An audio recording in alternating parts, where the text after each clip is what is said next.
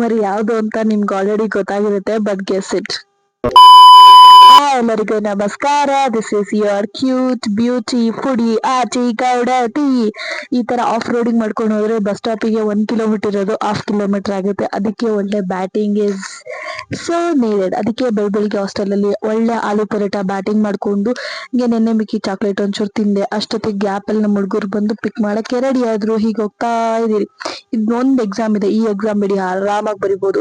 ಇವ್ರ studies revision, ಓ ಮೈ god. ಅದಾದ್ಮೇಲೆ as usual exam ಮುಗಿಸ್ಕೊಂಡು ಇವತ್ತೆಲ್ಲೂ ತಿನ್ನಕ್ ಹೋಗಿಲ್ಲ, ಡೈರೆಕ್ಟ್ ಮನೆಗೆ ಹೋಗ್ಬೇಕು ಅಂತ.